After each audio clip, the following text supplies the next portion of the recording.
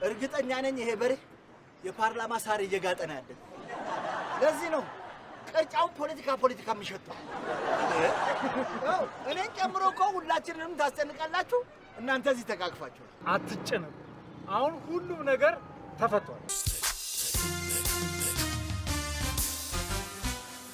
እንኳን አደረሱት ጋሽ ባልቦላ። እኔ ነኝ እንዴ? ከበዓሉ ቀድመ ደርሰ እንኳን አደረሱት ትላለህ? እኛ ቤት ቀድሞ ስለደረሰ ነው ቀድሜ የደረስኩት። በዛ ላይ የበዓሉ ዕለት ሁሉም ተቀድሞ አላርሰናል ስለሚሉኝ ካለፈው ስህተቴ ልማር ብዬ ነው። አንተ የደጉና የደጊቱ ልጅ አይደለም እንዴ? አዎ የደጉና የደጊቱ ልጅ ነኝ። ስምን መልአክ በአካል መጥቶ ያወጣው እናንተ ቤት ነው። እስቲ ምንድነው?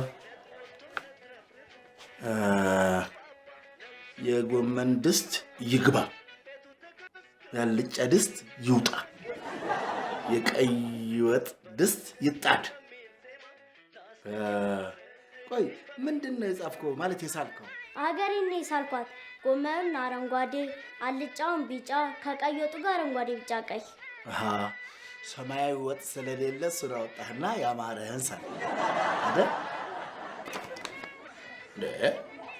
ማን ነው ደግሞ ከጀርባ የጻፈው? አባቴ ነው። ሌላም የጻፈው አለ።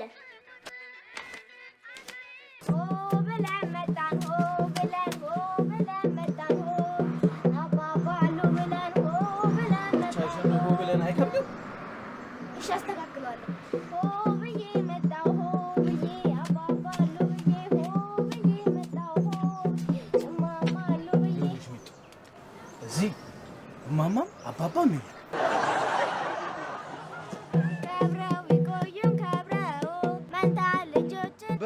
በይ ለትርፍ ያመጣሁት እንዳይፈር ለኪሳራ ልታደርግብኝ ነው እንዴ? እናት እርግማን ይዘሽ ሂጂ እናት። አንድ መልካም ሰው ያበደረውን ብር ተበዳሪው አልሰጥም ካለው በህግ አግባብ እንዴት ሊቀበል ይችላል ነው ጥያቄው። መልሷንም ልክ እንደዚህ እጥር ጥፍጥ አድርገህ ንገረኝ። ያው መበዳደር አራጣ ከሌለ ወንጀል ስላልሆነ በፍትሐ ብሔር ይታያል። እኔ ስለ ብሔር አላወራውም፣ አልወጣኝም። ወዴት ነው የምትሄደው? እሱን ነገር እኔም አላልኩም። ይኸውልህ ጉዳዩ ሰፋና ጎላ ብሎ መታየት ካለበት እና ጉሊ መነጠር ይታዘዝለታል። ምን ይላል ይሄ?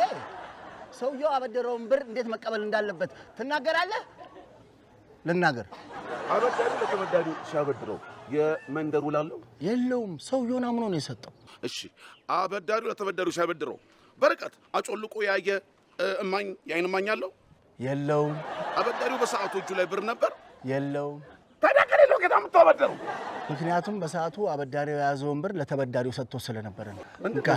እጅግ የተፈሩ ጠበቃ ጫኔ ሆይ ለበዓሉ እንኳን በሰላም አደረሱት። እንኳን በደጉ ጊዜ ያበደርኩትን ገንዘብ መልሼ ባለመቀበሌ ቀኑ ደረሰብኝ እንጂ እኔ በፍጹም ልደርስበት አልቻልኩም። አይደጉ በደጉ ጊዜ ብር አበድሮኝ ነበር። ታዲያ በዚህ በክፉ ጊዜ ድረስለታ። አይ እኔ ስዘገይበታለሁ። ጉዳፍ ጸጋዬ ትድረስለት። ምንድን ናት? ተሳቢ እንስሳ ናት ማለቴ ነበረች።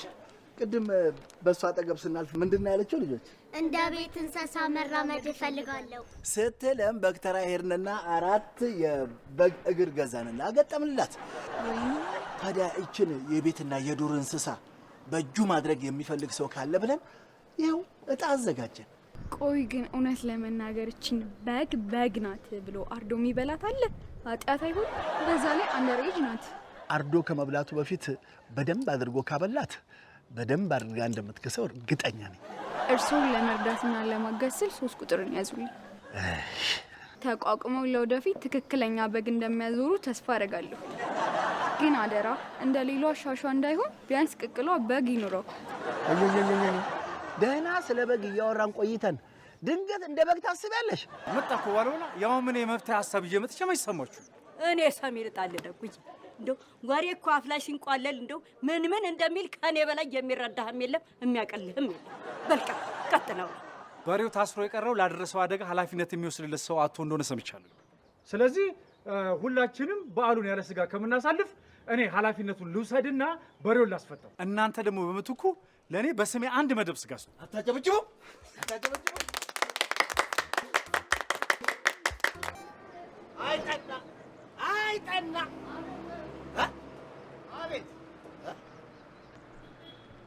ነው? አቤት አልኩት እኮ። እርግጠኛ ነኝ ይሄ በሬ የፓርላማ ሳር እየጋጠ ነው ያለው። ለዚህ ነው ቅርጫውን ፖለቲካ የሚሸተው። እኔን ጨምሮ እኮ ሁላችንንም ታስጨንቃላችሁ። እናንተ እዚህ ተቃቅፋችሁ አትጨነቁ። አሁን ሁሉም ነገር ተፈቷል። ይሄ አፍንጫዎት ግን ማለት ነው ሊጠና የቆሰለም የታሸገም ነገር ምንም ነገር አይታየኝም። በሬ የወጋህ በነገር ነው። ኧረ ጫፌን አልነካኝም። ሁሉም ሰው በሬውን ፈርቶ በሬ እያለ ሲሮጥ እኔም ደንግጬ ስሮጥ እንቅፋት ነው የጣለኝ እና በዛው ምን አስቀረ? ያው የከበበው ሰው በሬው ወጋው አፈረጠው ምናምን እያለ ዝም ብሎ ሲለፈልፍ እነሱን ላለማሳፈር ስል ነው እዛው በተኛውበት የቀረው። በተኛበት የደረሱት የበሬው አሳሾች ግን ማለት ነው እሱን ከወደቀበት ማንሳት ትተው በሬውን ፍለጋ መሮጥ ጀመሩ። ደጉ ግን በደጉነቱ ከወደኩበት አነሳ። በማጣቱ ምክንያት ደግሞ ከቅርጫ እንደወጣ ሲነግረኝ በጣም ነው ያዘንኩት። ከዛ የክሷን ሴራ ጠነሰስኳት። ያሰብነው ሲሳካ ደግሞ የጣልኳትን ክስ አነሷት። ጠናዬ ሴራ እንደ ሹሩባ እንደዚህ መጎንጎን ከቻላችሁ ለምን ፓርቲ አትመሰርቱ? ያው ፓርቲ ከመሰረትን ደግሞ ፕሬዝዳንት መሆኑት የማይቀር ነዋ። ለምን ቢባል ከመምህሩ ደቀ መዝሙሩ አይደል የሚባለው? እኔን ከሞት ባተረፉበት መንገድ ደጉን ከጭንቀት አተረፉት። ያንተ ሴራ ደግሞ ከሹሩባ አለፈችና ደረደች።